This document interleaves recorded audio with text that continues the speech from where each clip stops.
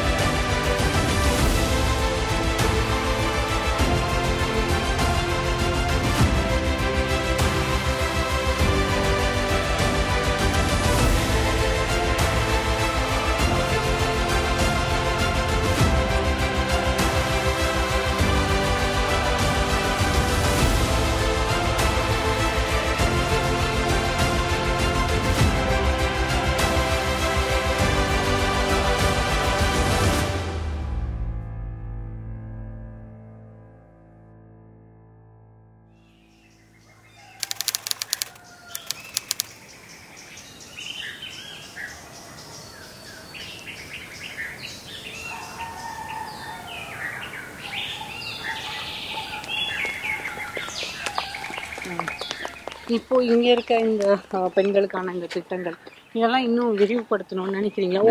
உங்களுடைய கனவு என்ன? நிச்சயமா இன்னைக்கு கூட பெண்கள் தினமா இருக்குது, மகளிர் தினம் இன்னைக்கு. அதுக்காக இன்னைக்கு நேரு ஸ்டேடியத்தில் பெரிய ஃபங்க்ஷன் வச்சுருக்கோம். இன்னைக்கு பெண்களுக்கு வந்து மானியத்தில் கடன் உதவியில் பணம் கொடுத்து நீங்கள் ஆட்டோக்கள் வாங்கி கொடுத்து ஆட்டோக்கள் ஓட போகிறாங்க. பிங்க் கலர் ஆட்டோன்னு பெண்களுக்கு தனியாக அது ஒரு திட்டம் கொண்டு தான் இன்றைக்கி அவங்களுக்கு ஆட்டோ கொடுக்குறோம். அதே மாதிரி அவங்களுக்கு வந்து மகளிர் சுய உதவி குழுக்கு அடையாள அட்டையும் இன்னைக்கு கொடுக்க போகிறோம். அந்த அடையாள அட்டையை வச்சுருந்தா எல்லா சலுகையும் அவங்களுக்கு கிடைக்கிற மாதிரி ஒரு மருத்துவ காப்பீடு திட்டத்தில் கூட அந்த அட்டை இருந்தால் போதும், அவங்க போய் ட்ரீட்மெண்ட் பண்ணிக்கலாம். அவங்க வந்து பஸ்ஸில் போகிறது கூட சலுகை கிடைக்கும். இவ்வளோ சலுகைகளும் பண்ணி அது அவங்களுக்கு வந்து அடையாள அட்டை வந்து தமிழ்நாட்டில் உடைய எல்லா மகளிர் சுய உதவிகளுக்கும் அடையாள அட்டை கொடுக்க போகிறோம். இன்னைக்கு ஆரம்பிச்சிருக்கிறோம். நீங்கள் வந்து உங்களுக்கு யூ எம்பரேஸ் பெரியார் உங்களுக்கு ரொம்ப பிடிக்கும். நீங்கள் எப்போதுமே உங்களுடைய கொள்கைகளில் அந்த அதுலேருந்து என்றைக்குமே கொஞ்சம் கூட எடுக்கிறளவே இல்லை. நிறைய சிக்கல்கள் வந்த போதும் நிறைய சவால்கள் வந்த போதும் கூட அப்படியே தான் அதே தான் ஃபாலோ பண்ணுறேன். அது ஏன் அந்த கொள்கை பிடிப்புங்கிறது இருக்கிறதுக்கான காரணம்? அது கொள்கை குடும்பத்திலே பிறந்து வளர்ந்து நான் வந்து வாழ்ந்ததுனால எனக்கு அது அப்படியே ஊறி போச்சு. அது வந்து நியாயமாகவும் மனசுக்கு மகிழ்ச்சியாகவும் இருக்குது. அதனால் அதுலேருந்து இதுக்கு பின்வாங்கிறதில்லை. நீங்கள் சிஎம் ஆன உடனே ஃபஸ்ட்டு உங்களோட ட்விட்டர் பேஜில் ஆகட்டும் இல்லை வெளியில் நீங்கள் வந்து உங்களை டீஸ்டாக் அப்படின்னு முதல்லையே சொல்லிட்டீங்க. ஸோ அதில் இருக்க அந்த பெருமையை சொல்லுங்கள் சார். ஏன் டீஸ்டாக்கு இம்மீடியட்டாக? ஏன்னா அண்ணா வந்து அவரை வந்து எப்போதும் முதல்ல அவர் பார்லிமெண்ட்டில் பேசும்போதே டீஸ்டாக் டிவிடியன் ஸ்டாக்னு சொன்னாங்க. நீங்கள் அதை மாற்றினதுக்கான காரணம்? மாற்றினதுக்குன்னா டீஸ்டாக்னு உங்களை சொல்ல ஆரம்பிச்சிட்டிங்க முதல்ல. நான் டிவிடியன் ஸ்டாக். ஸோ ஏன் வந்து முதல்ல எடுத்த உடனே அது நீங்கள் முக்கியமான உடனே அதை சொன்னதுக்கான காரணம்? அப்படி தானே இருந்தது. திராவிட இயக்கம் தோன்றிய பிறகு தானே நாட்டில் வந்து மாற்றங்கள், புரட்சி, சமுதாய சீர்திருத்தம், பெண்களுக்கான உரிமை அதில் எல்லாம் அடக்கம் தானே. அதனால் அதே ஃபாலோ பண்ணணுங்கிறது தான், வேறு ஒன்றும் இல்லை. யாராவது உங்ககிட்ட வந்து சொன்னாங்களா நீங்கள் சொன்னது எங்களுக்கு எல்லாம் ரொம்ப பிடிச்சிருக்கு அப்படி? ஆமாம், ஐயா நான் வந்து திட்டமிட்டு செஞ்சதில்லைன்னு சொன்னேன்னே. ஆனால் வந்து எல்லாரும் சொன்னது போது எனக்கு ரொம்ப மகிழ்ச்சியாக இருந்தது. அதை நான் எங்கெங்கே பயன்படுத்தணுமோ அங்கே இப்போ பயன்படுத்தி தான் இருக்கேன். மக்கள்கிட்ட மெசேஜ் சொல்லும் போது, ஏதாவது உறுதிமொழி கொடுக்கும்போது, என் மேலே ஒரு நம்பிக்கை ஏற்படுத்துறதுக்காக அதை வந்து தொடர்ந்து நான் சொல்லிகிட்டு இருக்கேன். பல இடங்களில் அரசு நிகழ்ச்சின்னு சொல்கிறேன், கட்சி நிகழ்ச்சின்னு சொல்கிறேன். சரி சார். இப்போ இன்னைக்கு தமிழ்நாட்டில் மட்டும் இல்லை, இந்தியா முழுக்கவே நீங்கள் தான் எதிர்க்கட்சிகளினுடைய ஒரு முகமாக எப்போதும், அதாவது பாரதிய ஜனதா கட்சியோ இல்லை ஆர்எஸ்எஸ்ஸோ செய்யக்கூடிய தவறுகளை முதல்லையே இல்லை முன்கூட்டியே சொல்கிறதுக்கு முயற்சிகளை நீங்கள் எடுத்துடுறீங்க, அவர்களுடைய தவறுகளையும் சொல்லிகிட்டே இருக்கீங்க. ஸோ உங்களை ஒரு முகமாக பார்க்கலாமா சார்? எதிர்க்கட்சிகளுடைய ஒரு முகமாக உங்களை பார்க்கலாமா? இந்தியாவில் எல்லாரும் இப்போ எல்லா ஸ்டேட் சிஎம்ஸுமே உங்களை ஃபாலோ பண்ண ஆரம்பிச்சிட்டாங்க. திட்டங்களில் மட்டும் இல்லை, இன்னும் இதெல்லாம் ஸ்கீம்ஸ் கொடுக்கறதுக்காக மட்டும் இல்லை, மற்றபடி கொள்கைகள் அடிப்படையிலையும் உங்களை ஃபாலோ பண்ண ஆரம்பிச்சிட்டாங்க. எனக்கு பெருமை தான். இருந்தாலும் எனக்கு வந்து என்னுடைய வழிகாட்டிகளை வந்து அண்ணாவும் தலைவர் கலைஞர் தான் எனக்கு பிரதான பண்ணிட்டு இருக்கிறோம். அதே ஃபாலோ பண்ணிட்டு இருக்கோம். அவ்வளோதான். அது வந்து இன்னைக்கு ஒர்க் அவுட் ஆகிருக்கு. அது காரணம் வந்து இன்னைக்கு ஒன்றியத்தில் இருக்க அவருடைய ஆட்சி வந்து ஒரு மதவாத கட்சியாக, ஆர்எஸ்எஸ் இயக்கக்கூடிய கட்சியாக ஒப்பனை வந்துட்டதுனால இது இன்னைக்கு வெளியில் தெரியுதோ. இப்போ உங்களோட அதாவது உங்கள் ஒய்ஃப் எழுதின புக், அதாவது அவரும் நானும், அந்த புத்தகத்தில் வந்து அவங்க நிறைய விஷயங்களை அவங்கள பற்றி பர்சனலாக நிறைய விஷயங்களை சொல்கிறாங்க. அதெல்லாம் நிறைய ரொம்ப ரசிக்கிறபடியாக இருக்குது. அதில் அவங்க ஒன்று சொல்லக்கூடியது வந்து, அதாவது அவங்க அப்பா அவங்களுக்கு ஒரு மோதிரம் ஒன்று கிஃப்ட் பண்ணாங்க, அதை இன்னும் நீங்கள் செரிஷ் பண்ணுறீங்க அப்படின்னு சொல்லி எழுதியிருக்காங்க. அது ஒரு கருப்பு சிவப்பு போட்ட மோதிரம். அப்படி அது இன்னும் வச்சுருக்கீங்களா சார்? போட்டிருக்கேன். வாக்கிங்காக கைட்டு வந்திருக்கேன். இப்போ வாக்கிங் முடிஞ்சாலும் குளிச்சுட்டு போகும்போது அதை போட்டு தான் போவேன். அது அப்படியே பழகிடுச்சு. எஸ் போட்ட மோதிரம். அது வந்து எனக்காக போய் மயிலாடுதுறையில் நகைக்கடையில் போய் வாங்கி கல்யாணத்தப்ப எனக்காக போட்டார். அந்த மோதிரத்தை ஞாபகம் வச்சுருக்கேன். இன்னும் போட்டு தான் இருக்கேன். இந்த சின்ன சின்ன ஞாபகங்கள் எல்லாம் ஏன் சார் எப்போதும் அதெல்லாம் நீங்கள் வந்து அதை செரிஷ் பண்ணுறதுக்கான ரீசன் என்ன சார்? இந்த எல்லாருமே எல்லாத்தையும் வந்து அப்படியே காலம் கடந்தாலுமே அதை வந்து ஞாபகத்திலே அப்படியே மெமரிலேயே வச்சுட்டு இருக்க மாட்டாங்க. தேவைக்கு தகுந்த மாதிரி இருப்பாங்க. நீங்கள் ஏன் சார் எல்லாத்தையும் அப்படி செரிஷ் பண்ணுறீங்க? என்னுடைய மாமனார் வந்து மாமனாரத்துக்கு முன்னாடியே திமுக மத்தியராக இருந்திருக்காரு, ஆசிரியர் இருந்திருக்காரு, தலைமை ஆசிரியர் இருந்திருக்காரு. பூம்புகாரில் திருவெண்காட்டில் தான் அவர் ஊரில். அப்போவே வந்து கலைஞர் கூட்டம்னா ஃபஸ்ட்டு போய் உட்காந்துட்டு வரோம். தலைவர் கலைஞர் நிகழ்ச்சினா அப்புறம் மாமனார் கூட இல்லை. அந்த அளவுக்கு பற்றுள்ளவர் கட்சி மேலே, கலைஞர் மேலே.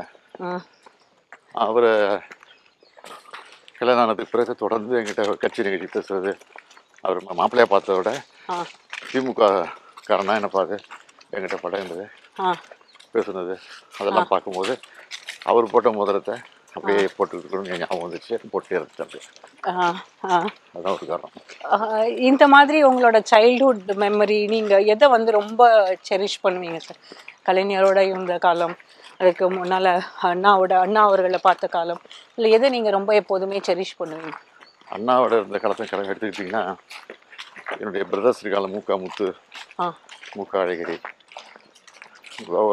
அண்ணா வந்து எப்போதுமே ரெஸ்ட் எடுக்கணும்னா ஒன்று பேராசிரியர் வீட்டுக்கு போய் ரெஸ்ட் எடுப்பார், இல்லைன்னா தலைவர் வீட்டுக்கு கோபாலபுரத்துக்கு வந்து இங்கே ரெஸ்ட் எடுப்பார். அப்போ வந்து அவருக்கு வந்து ரெஸ்ட் எடுக்கும்போது அவருக்கு பிடிச்சது வந்து ராயப்பேட்டில் இருக்கிற கேஃப் அமீன் ஹோட்டல் இருக்குல்ல, இப்போ கூட இருக்குது. அதனால் ஆல்ட்ரு பண்ணி சின்னதாக போயிடுச்சு. அது ஃபேமஸ் ஹோட்டல். அது அந்த காயின் போட்டு பாட்டு கேட்பாங்கல்ல, ஒரு 25 NP காயின் போட்டால் நம்ம விரும்புகிற பாட்டு போட்டு கேட்கலாம் அந்த ஹோட்டலில். அதவே கேட்டுட்டு நாங்கள் கோபாலபுரத்துலேருந்து சைக்கிளில் ஒரு 4 கிலோமீட்டர் 5 கிலோமீட்டர் இருக்கும். சைக்கிளில் போய் அண்ணா பகோடா டீ ரொம்ப பிடிக்கும், நான் வாங்கிட்டு வருவேன். வாங்கிட்டு வந்து கொடுப்பேன். பாட்டை போட்டு கேட்டுட்டு வாங்கிட்டு வந்து கொடுப்பேன். அதில் அப்போ தான் அண்ணாவோட நெருங்கி பழகக்கூடிய வாய்ப்பு கிடச்சிது. அப்புறம் அடுத்தது வந்து முத்து வந்து நல்லா பாடுவாப்பில், ட்ராமாவில் ஆக்ட் பண்ணுவாப்பில்.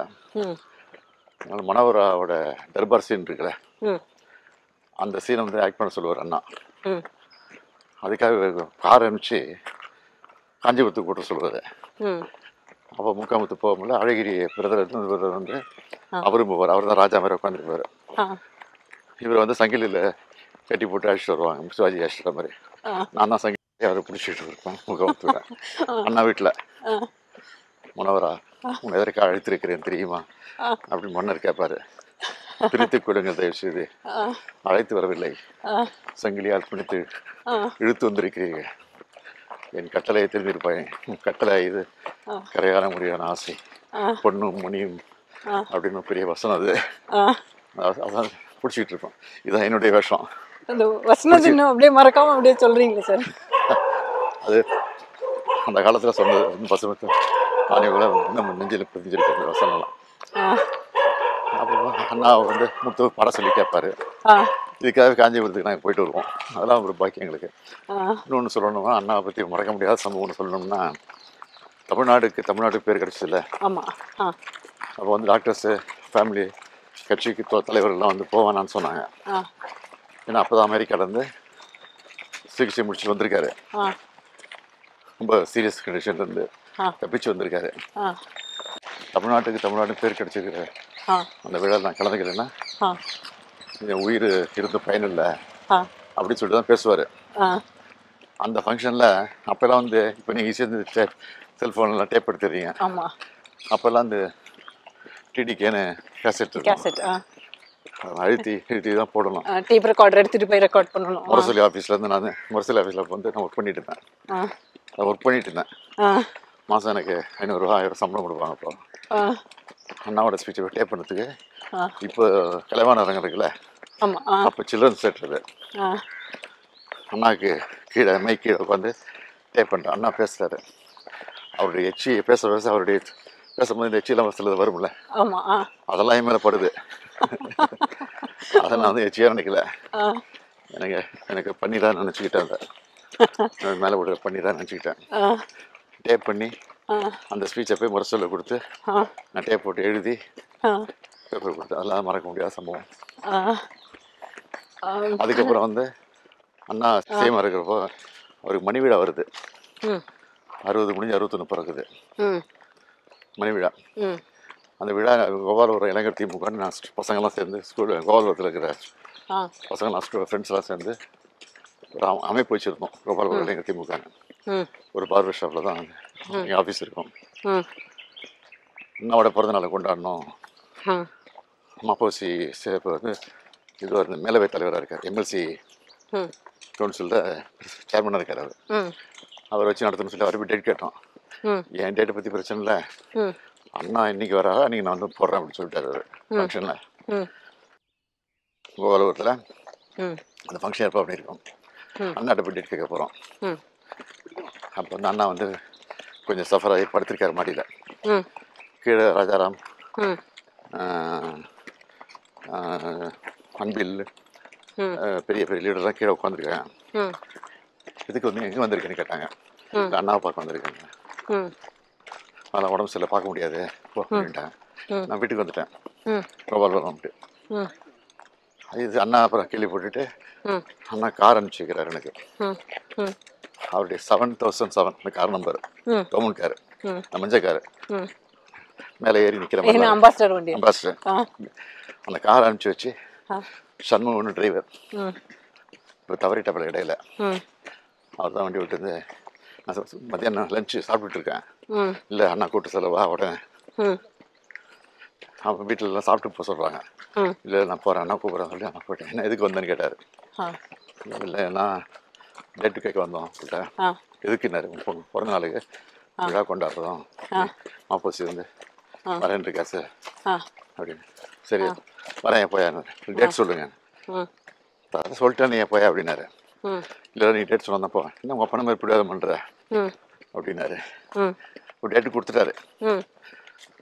ஏற்பாடெல்லாம் பண்ணிட்டோம். ஆனால் அவரால் முடியல. அப்போ திடீர்னு அமெரிக்கா அழைச்சிட்டு போயிடுறாங்க அவரை ட்ரீட்மெண்ட்டுக்காக. அதனால் அவர் இல்லாமல் அந்த விழாவை நடத்தணும். மாப்போசி சொன்னார் பேசும்போது, அண்ணாவுக்கு தமிழ்நாடு போதுன்னு ஆசையாக இருந்தேன், ஆனால் அவர் இல்லை, தம்பி எனக்கு அந்த வாய்ப்பை கொடுத்தாரு, ஆனால் மீண்டும் அவர் வந்த பிறகு நான் அந்த வாய்ப்பு வரணும், நான் போத்தணும் அப்படின்னு சொல்லிவிட்டு பேசினார். அதெல்லாம் ரெக்கார்டு. இப்போ நீங்கள் சமீபத்தில் நீங்கள் வந்து பாட்டெல்லாம் பற்றி சொன்னதுனால டயலாக், சினிமா டயலாக் எல்லாம் ரீகால் பண்ணீங்க. சமீபத்தில் நீங்கள் ஒரு இளையராஜாவை போய் பார்த்தீங்க. இப்போ அவர்கிட்ட பேசிகிட்டு இருக்கும்போது சொன்னீங்க எனக்கு எஸ்பிபி பாடலாம் பிடிக்கும், நான் வந்து காரில் போகும்போது கேட்பேன் அப்படின்னு. எஸ்பிபி மட்டும் இல்லை,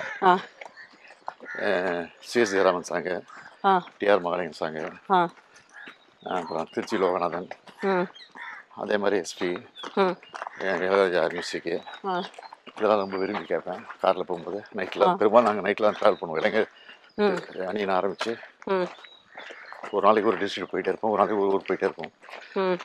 காலையிலேருந்து ஈவினிங் வரைக்கும் ஃபங்க்ஷன் இருக்கும்.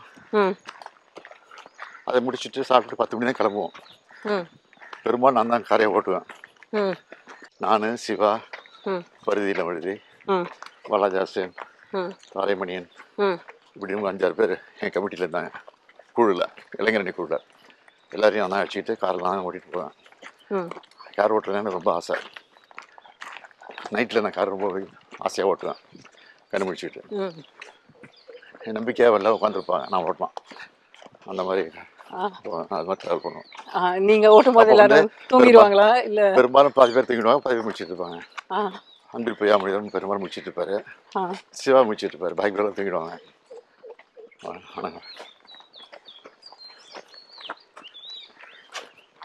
அப்போ வந்து பாட்டு தான் கேட்டுருப்போம் பெரும்பாலும். இப்போ இப்போ நீங்கள் பாட்டெல்லாம் கேட்கறது உண்டா சார்?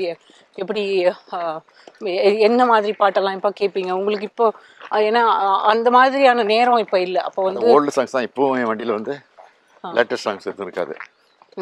லேட்டஸ்ட் சாங்லாம் வந்து ஒரு நாள் கேட்கலாம், அவ்வளோதான். அதுக்கப்புறம் ஞாபகம் இருக்காது. அது பழைய சாங்ஸ்லாம் வந்து எவ்வளோ தடவை கேட்டாலும் கேட்டுக்கிட்டே இருக்கணும் போல இருக்கும்.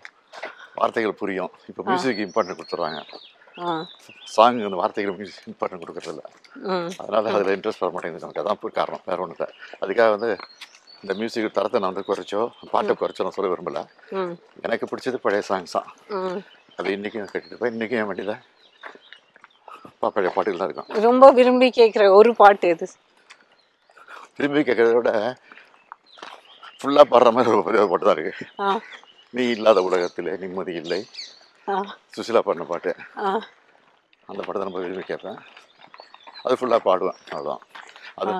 அது ஒழுங்காக பாடுறான்னா பள்ளியாங்கிறது எனக்கு தெரியாது, பாட்டு பாடுவோம். அது சுசிலா ஃபங்க்ஷன் நடத்தினப்போ கூட இப்போ வந்து பார்த்தாங்களே சார் உங்களை, நான் பாடி காமிச்சேன் அவங்கள்ட்ட. அந்த ஏசியிலே பாடினேன். அவங்களே மெய் மறந்துட்டு ரொம்ப சந்தோஷப்பட்டாங்க.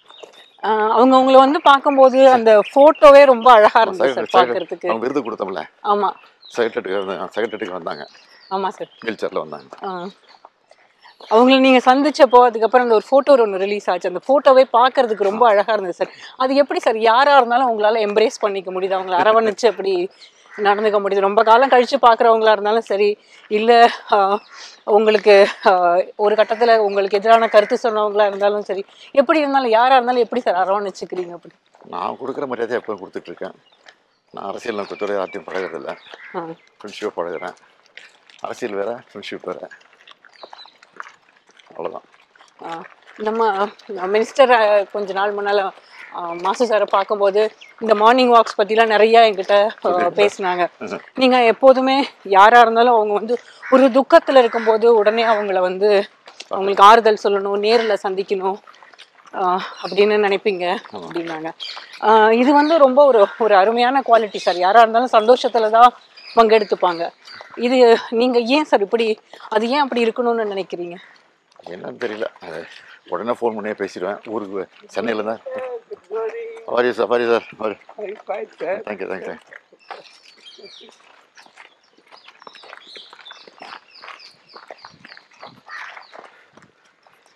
இப்போ ஒன்றும் இல்லை, ஐஏஎஸ் அதிகாரிகள் இப்போ என்னோட ஒர்க் பண்ணிட்டு இருக்காங்க 4 வருஷமா.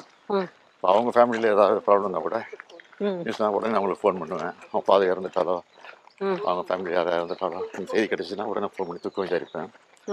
சென்னையில் இருந்தால் பெரும்பாலும் போயிட்டு வந்துடுவேன். அது பழகி போச்சு. இப்போ 2024 தேர்தல் பிரச்சாரத்துக்கு வரும்போது ராகுல் காந்தி வந்து உங்களுக்காக ஸ்வீட் பாக்ஸ் எல்லாம் வாங்கிட்டு வந்து அப்படி வந்து கட்டி பிடிச்சிருக்காரு. அவர் வேற எந்த தலைவரோடையும் இந்தியா முழுக்க, இன்னும் சொல்லப்போனால் அவங்க கட்சியில் இருக்கவங்க கூட இவ்வளோ பெரிய நட்பு பாராட்டுறது கிடையாது. அந்த அந்த ஒரு மொமெண்ட் உங்களுக்கு எப்படி சார் இருந்தது? அது என்னன்னு தெரியல சார். அதான் தலைவர் இந்திரா காந்தி காலத்தில் வந்து அவங்க வீட்டில் போய் சாப்பிட்ருக்காரு. அப்புறம் மதர், என் சிஸ்டர் எல்லோரும் போயிருக்காங்க. ஃபோட்டோலாம் போட்டு கோபாலபுரத்தில் மாட்டியிருக்கு. அது அப்படியே பழகி போச்சு. அந்த அம்மாவை சொல்லியிருக்காங்க, எதிரியாக இருந்தாலும் கரெக்டாக இருப்பார், நட்பு பாராட்டு இருந்தாலும் கூட கரெக்டாக இருப்பார் அப்படின்னு கலைஞரை பாராட்டியிருக்காரு. அதுதான். அதே மாதிரி ராகுல் வந்துட்டு தினம் ஃபோனில் பேசுவேன். ஒரு 2-3 தடவை சார் போட்டு பேசிட்டேன். சார் எப்படி சார் இந்த சார் சொல்லாதீங்க, பிரதர்னு சொல்லுங்கள். நான் பிரதர் தான் உங்களுக்கு சொல்ல போகிறேன். பிரதர்னே சொல்லுங்கள். என்ன அதுக்கப்புறம் இப்போ 3 நாள் பிரதர் ஹவாரியை தான் கேட்பேன். இந்த மாதிரி பழகிட்டு இருக்கோம். உங்கள் டாக்டர் பற்றி சொல்லுங்கள் சார். அதாவது உங்கள் டாக்டர் உங்களுக்கு எவ்வளோ பிடிக்கும் சார்? அவங்க வந்து ஒரு டான்ஸர், அது தாண்டி ஒரு இன்னைக்கு உமன்ஸ் டேன்றதுனால கேட்குறேன், வேற ரீசன் கிடையாது. அவங்கள வந்து ஸ்கூல் நடத்திட்டு இருக்காங்க. நான் வந்து வேலைச்சேரில் குடியிருந்தப்போ அதுக்கப்புறம் டிப்டி சிஎம் ஆன பிறகு நான் வந்து வீடு மாதிரி கிரீனஸோடு வந்தேன். அப்போ அந்த வீடு சின்ன வீடு தான். அந்த வீட்டை பயன்படுத்திட்டு கிண்டர் கார்டன் முதல்ல ஆரம்பித்தாங்க, சன்ஷைன் சொல்லிட்டு. அடையார் ஆலமரம். ஆலமரம் இல்லையே அதில். Okay, thank you. இதுதான் ஆலமரம். அதோட விடுதல் தான் இருக்கு இப்போ. ஆமாம், நாங்கள் ஸ்கூலில் படிக்கிறப்போ இங்கெல்லாம் எஸ்கர்ஷன் இருக்கும். அப்போ எவ்வளோ முறை வந்திருப்பீங்க சார் இங்கே இந்த ஆலமரம் பார்க்கறது? 4 நேரம் வந்திருப்போம். ஸ்கூல்ல இருந்து எஸ்கர்ஷன் வந்திருக்காங்க இங்கெல்லாம். அதுக்கு பிறகு ஃபர்ஸ்ட் டைம் இங்கே வாக்கிங் வரும்போது அந்த விடுதிகள் மட்டும் இருக்கும்போது நீங்கள் எப்படி ஃபீல் பண்ணீங்க இதை பார்த்துட்டு? இப்போ நான் வர்றது வந்து ஒரு 10 வருஷமாக 15 வருஷம் வந்துகிட்டு இருக்கேங்க. முதல்ல ஐஐடி போயிட்டு இருந்தேன். ஐஐடியில் இப்போ டிராஃபிக் நிறைய ஆயிடுச்சு, நிறைய ரெசிடென்ஸ் வந்துச்சு, ஃப்ளாட்ஸ் வந்துடுச்சுங்க. அதனால டிராஃபிக் ஹெவி ஆகிட்டதுனால இது கொஞ்சம் அமைதியாக இருக்குன்னு சொல்லிட்டு இந்த இடத்துல. உங்கள் டாக்டரை பற்றி பேசிகிட்டு இருந்தோம் சார். உங்களுக்கு வந்து அவங்களோட குவாலிட்டிஸில் என்ன ரொம்ப பிடிக்கும் சார்? அவங்க ஸ்கூலில் எதுவாக இருந்தாலும் பட்டு பேசிடுவாங்க, மனசில் எதுவும் வச்சுக்க மாட்டாங்க, கோச்சு பேர் கவலைப்பட மாட்டாங்க, எதுவாக இருந்தாலும் கரெக்டாக பேசிடுவாங்க. இன்றைக்கி வந்து என்னுடைய எக்ஸசைஸு, என்னுடைய பாடி, என்னுடைய ஹெல்த்து, என்னுடைய ஃபுட்டு, இதெல்லாம் வந்து அவங்க தான் ரொம்ப கேர் எடுத்து கவனிச்சுக்கிறாங்க. ஓ, அப்போ அவங்க என்ன சொன்னாலும் நீங்கள் கேட்டுப்பீங்களா? என்ன சொன்னாலும் கட்டவே மாட்டேன். என் மிஸ்ஸஸ் பேச்சை கூட மீறணும் தவிர என் பொண்ணு பேச்சை வரைக்கும் மீறினது கிடையாது. பொண்ணு அவ்வளோ பிடிக்குமா சார்? டாக்டர் அவ்வளோ பிடிக்குமா சார்? பிடிக்கும்ல, அது அந்த அளவுக்கு அவங்களுடைய ஆக்டிவிட்டிஸ் வந்து கரெக்டாக இருக்கும். இப்போ இந்த கட்டத்தில் வந்து தமிழ்நாடு எல்லா இதுலேயும் வந்து நம்மளுடைய உரிமைகளை ரொம்ப ஓங்கி, அதுவும் ரொம்ப வேகமாக பேச ஆரம்பிச்சோம். நம்மளுடைய விவேகம் ரொம்ப முக்கியமானதாக எல்லாருமே பார்க்குறாங்க. ஸோ அதுக்கு நீங்கள் தான் காரணம். ஆக்சுவலாக நமக்கு இன்றைக்கி நம்ம டீலிமிட்டேஷன் பற்றி பேசுகிறதாகட்டும், இல்லை நம்மளுடைய மாநில உரிமைகள், மற்ற உரிமைகள், மொழி உரிமை, இதெல்லாமே வந்து நீங்கள் முன்னாலேயே வந்து பேச ஆரம்பிச்சிட்டீங்க.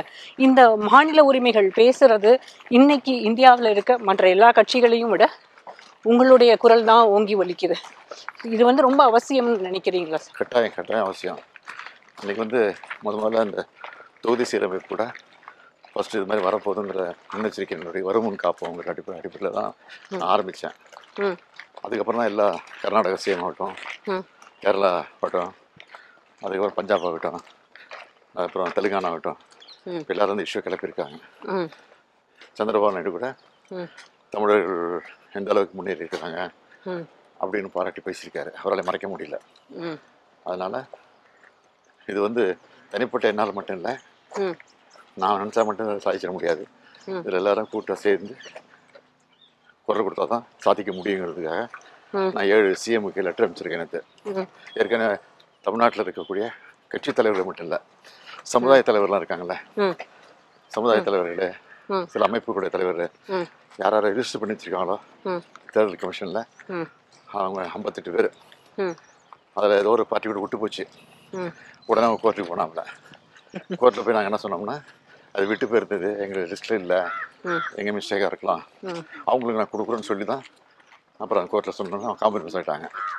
அவங்களையும் வர வச்சு எல்லாரையும் வர வச்சு தான் பேசணும். யாரும் வந்து அரசியல் நோக்கத்தோட யாரும் பேசலை. ஜெயக்குமார் அவர்கள் கூட, முன்னாள் அமைச்சர் ஜெயக்குமார் அதிமுக சார் பேசினார், அதான் பேசினாரு. அவர் திருத்தத்தை கூட சொன்னார். நான் தீர்மானத்தை படிக்கும்போது அந்த திருத்தத்தை இம்மிடியட்டா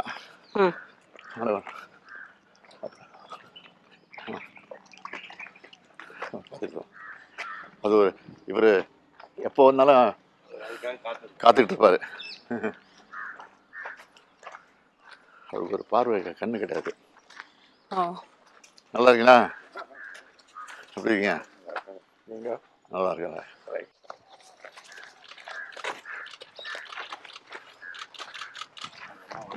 யாரு போயிட்டாங்களா? சிஸ்டர் ஒய்ஃப் இல்லை, அது கேட்பேன். Speed break. அது எப்படி சார் எப்போதும் பார்க்குறவங்க அவங்க நின்னாங்கன்னா அவங்களுக்காக நீங்கள் வந்து இருக்கிறதுலே ஒரு உயர் பதவியில் இருக்கீங்க, உங்களுடைய உயரமே. நான் இதை வந்து பதவியாக நினைக்கிறது இல்லைங்க.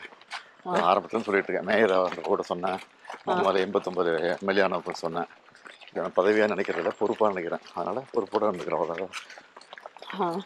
பதவியாக நினைச்சா தானே அந்த பதவிக்கு கௌரவம் கொடுக்கணும்னு நினைப்பேன். பதவியாக நினைக்கிறது இல்லை. அது காரணம் வந்து கலைஞருடைய குடும்பத்தை ஃபேமிலியே கோபால ஒருத்தர் அவருடைய இருந்து அங்கே வர தொண்டர்கள், அங்கே வர கட்சிக்காரங்க, அங்கே வர லீடர்ஸு அவங்களோடலாம் பழகி அவங்களுடைய தொடர்பில் அதையே ஊறிட்டதுனால அது அப்படியே ஊறிடுச்சு எனக்கு. நம்ம அந்த எதிர்கட்சி கூட்டம் பற்றி பேசிகிட்டு இருந்தோம் சார். விட்டு போன 50 ஒரு கட்சியும் அதுக்கு பிறகு வர பேர் இருந்தாங்க. ஜெயக்குமார் கூட பேசும்போது நல்லா தான் பேசினார், வரவேற்றார், திருத்தத்தை சொன்னார். திருத்தத்தையும் சேர்த்து அந்த தீர்மானத்தை சேர்த்து படித்தோம். அப்புறம் எல்லாம் பேசி முடிச்சோம். ஃபஸ்ட்டு அவர் தான் பேச விட்டோம். அவர் நல்லா பேசினார், சப்போர்ட்டாக பேசினார். ஏடிஎம்கே மனப்பூர்வமாக தீர்மானத்தை வரவேற்குதுன்னு சொல்லி முடித்தார். அதை மட்டும் சேர்த்துக்க சொன்னார். சரி சேர்த்துக்கிட்டோம். அதுக்கப்புறம் கிட்டத்தட்ட 10 மணிக்கு ஆரம்பித்த கூட்டம் வந்து 2:15 மணிக்கு முடிஞ்சுது. 4 மணி நேரத்துக்கு மேலே நடந்து 4:15 மணி நேரம் நடந்திருக்கு இந்த மீட்டிங். எல்லாரும் ஆல்மோஸ்ட் எல்லாம் பேசுனாங்க. அந்த மீட்டிங்கில் வந்து பேசி முடிச்சுட்டு வெளியே பிரஸில் பார்க்கும்போது எல்லோரும் நல்லா தான் சொல்லிட்டு போனாங்க. ஆனால் ஜெயக்குமார் அவர் அரசியல் நோக்கத்தோட எப்படி திமுக நல்ல பேர் வந்துடக்கூடாது இந்த ஆட்சிக்கு அப்படிங்கிறதுக்காக தேவையற்ற கூட்டம், இது ஒரு நாடகம் அப்படின்னு சொல்லிட்டு போனார். உள்ளே இருந்தவங்களுக்கு தெரியும். அவர் பேச்சு வந்து முதலே பதிவாகி வெளியே அனுப்பிச்சாச்சு. அதுவும் பிரஸுக்கு போயிருக்கு, அதுவும் வந்துருச்சு வெளியில். அதனால் அது ஒரு விமர்சனம் நல்லா இருக்கே தவிர அவர் விமர்சனம் வந்து எடுப்படாது. இப்போ வந்து நமக்கு அந்த நாங்கள் நேற்று கூட அந்த திருவான்மியூரில் ஒரு பள்ளியில் அங்கே இருக்க அந்த கிளஸ்டர் கிச்சன்லாம் போய் பார்த்தோம் சார். மார்னிங் பிரேக்ஃபாஸ்ட்டுக்கு ரொம்ப அருமையாக நடக்குது சார். அவ்வளோ சுத்தமானதா, பாத்திரங்கள் ஸ்டவ்வில் கூட கொஞ்சம் கூட அழுக்கு கூட இல்லை சார். அவ்வளோ நீட்டாக வச்சுருக்காங்க. ரொம்ப நல்லா ப்ரிப்பேர் பண்ணுறாங்க. குழந்தைகளும் விரும்பி சாப்பிட்றாங்க. காலையில் 8 மணிக்கெல்லாம் பார்த்தா நிறைய குழந்தைகள் வர ஆரம்பிச்சிட்டாங்க. இப்போ மார்னிங் பிரேக்ஃபாஸ்ட்டுன்றதை கொண்டு வரணும்னு ஏன் சார் முடிவு பண்ணீங்க? அது நீங்கள் முதல்ல அதில் சந்திக்கும் போது அது எப்படி? அது நான் ஸ்கூலுக்கு போயிருந்தேன் இன்ஸ்பெக்ஷனுக்கு, குழந்தைங்க ஸ்கூலுக்கு, இந்த ஃபஸ்ட் ஸ்டாண்டர்ட் செகண்ட் ஸ்டாண்டர்ட் ஆரம்ப பள்ளி ஸ்கூலுக்கு சென்னையில் தான் நினைக்கிறேன். ஒரு ஸ்கூலுக்கு போயிருந்தேன். அப்போ வந்து டெல்லாக ஒரு குழந்தை இல்லை, உடம்பு சரியில்லைன்னு கேட்டேன். என்ன டெல்லாக இருக்கேன், உடம்பு சரியில்லை சாதாரணமாக கேட்டேன். இல்லைங்க, இல்லை ஐயா, அது சாப்பிடல அப்படின்னு எனக்கு டக்குன்னு சேர்க்காச்சு. எத்தனை மணிக்கு வராங்கன்னு கேட்டாங்க. அவ்வளோதான். 7:30 வந்துடுவாங்க, 8 மணிக்கு வந்துடுவாங்க அப்படின்னு சொன்னாங்க. அப்போ சாப்பிட்டு வர சான்ஸே இல்லையே அப்படின்னு கேட்டோம். ஆமான்னு சொன்னாங்க டீச்சர்ஸ்லாம். ரொம்ப பேர் இப்படி தான் சாப்பிட போகிறாங்க, வந்து தூங்கிடுவாங்க பெரும்பாலும் பசியில் அப்படின்னு. அப்போ தான் ஸ்ட்ரைக் ஆச்சு. அப்போ தான் அதிகாரிகள் கூப்பிட்டு நான் டிஸ்கஸ் பண்ணேன். மதிய உணவு போடுறாங்களே, இந்த மாதிரி காலை உணவு போட்டேன்னா, ஆனால் போட்டால் நல்லபடியாக போடணும், நீட்டாக போடணும் அப்படின்னு ஐடியா பண்ணி தான் அதுக்கு தான் இந்த பிளான் பண்ணணும். இது முறைப்படுத்தி அங்கங்கே இருக்கிற எம்எல்ஏஸு, எம்பிஸு, அப்புறம் மினிஸ்டர்ஸு, இந்த டிஸ்ட்ரிக்டில் இருக்கிறவங்க, கலெக்டரு, அந்த ரெவென்யூ ஆஃபீஸர், அங்கே அதிகாரிகள் வாரம் எப்போ டைம் கிடைக்குதோ அங்கே போய் செக் பண்ணணும். ஏன்னா நீட்டாக இருக்கணும், எந்த காரணம் பண்ணணும், குழந்தைங்களுக்கு கொடுக்குறது ஏதாவது தப்பு நடந்துச்சுன்னா பெரிய பாதிப்பு நியூஸ் வந்துடும். அதனால் நீட்டாக பண்ணணும்னு சொல்லிட்டு அவர் கேர் எடுத்துக்கிட்டு பண்ணிகிட்டு இருக்கோம். நான் எந்த டூர் போனாலும், எங்கே இன்ஸ்பெக்ஷன் போனாலும் குழந்தைகளுக்கு கொடுக்குற காலை உணவு திட்டத்தை இன்ஸ்பெக்ஷன் பண்ணாமல் இருக்கிறதில்ல. அதே மாதிரி டிப்டி சிப்டி தான் போகும்போது சொல்லி அனுப்புவேன். அவர் என்ன சொல்கிறார், காலை டிஃபனே இப்போ வந்து அவங்கள தான் நான் சாப்பிட்றேன் இப்போ அப்படின்னு அவரு கூட சொல்லியிருக்காரு பல தடவை. அவரும் போயிட்டுருக்காரு. அது மாதிரி மினிஸ்டர்ஸ்ன்னு சொல்லிட்டு இருக்கேன் அப்போ போங்கன்னு சொல்லி. கலெக்டரை மீட் பண்ணும்போதெல்லாம் ஃபஸ்ட்டு கேள்வி தான் கேட்பேன் நான், எப்படி போயிட்டுருக்கு, எத்தனை பேர் சாப்பிட்றாங்க, குவான்டிட்டி எப்படி போடுறீங்க. ஒரு கிழமைக்கு ஒரு ஐட்டம் இருக்குது. உப்புமா இருக்குது ஒரு நாள், பொங்கல் ஒரு நாள், இட்லி ஒரு நாள் அப்படின்னு ஒரு கிழமையை ஃபிக்ஸ் பண்ணி கொடுத்துருக்கோம். அந்தபடி தான் போட்டுட்ருக்கோம். அதில் வந்து புதன்கிழமை வந்து பொங்கல் கொடுக்குறாங்க சார். அந்த குழந்தைங்கள்லாம் சொல்கிறாங்க பொங்கல் வந்து ரொம்ப நல்லா இருக்கும், பொங்கல் இருந்ததுன்னா நாங்கள் ரொம்ப சீக்கிரமே வந்துடுவோம் சாப்பிட்றதுக்கு. டீச்சர்ஸும் சொல்கிறாங்க பொங்கல் இருந்ததுன்னா பொங்கல் சாம்பாரும் காலி ஆயிரும் சீக்கிரம் மற்ற நாட்களில் இருக்க உப்புமா அது அந்த சேமியா உப்புமா ரவா உப்புமா எல்லாமே காய்கறி போட்டு இருக்கிறதுனால ரொம்ப நல்லா இருக்கு.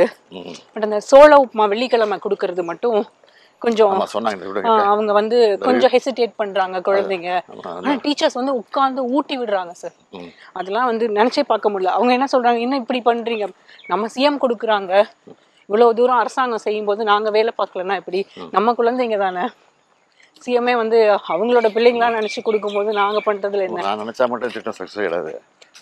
இதை செயல்படுத்துகிற, இதை வந்து முறைப்படுத்துகிற அதிகாரிகளும் ஆசிரியர்களும் அங்கே இருக்கிற அரசு அலுவலர்களும் கோஆப்ரேட் பண்ணால் தான் சக்ஸஸ் பண்ண முடியும்.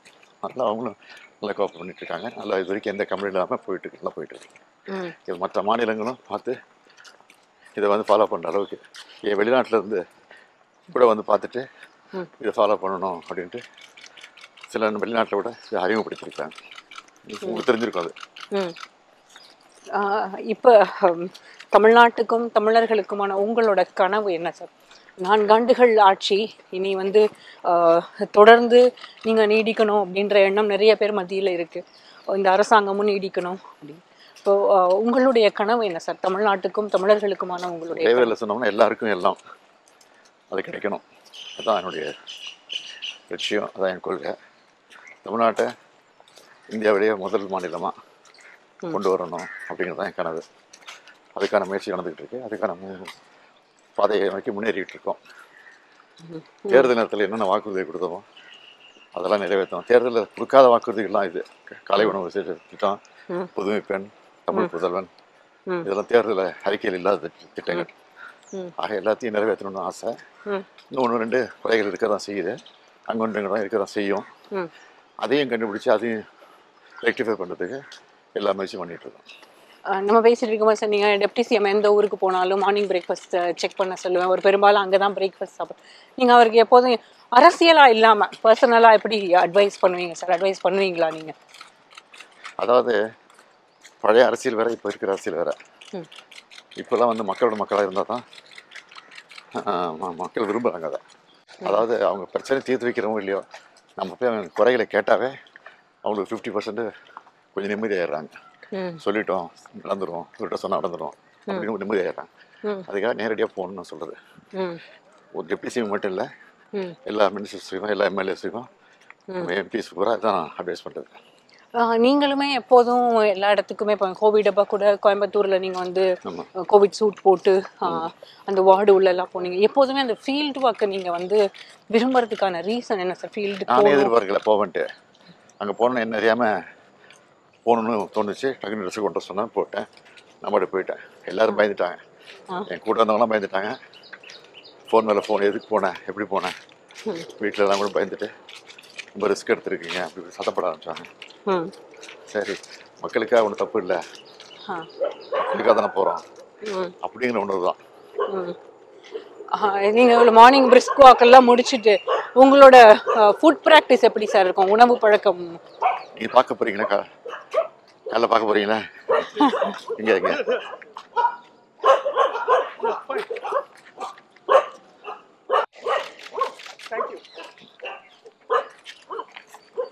நான்வெஜ் எல்லாம் விரும்பி சாப்பிடுவீங்களா சார்? நான் மீன் குழம்பு, நான் வந்து கலைஞர்கிட்ட ஒரு முறை கேள்வி கேட்டப்போ அவர் வந்து எனக்கு மீன் குழம்பு ரொம்ப பிடிக்கும், எனக்கு இதுதான் இருக்கணும் இதுதான் இருக்கக்கூடாதுன்னு இது கண்டிஷன்லாம் கிடையாது.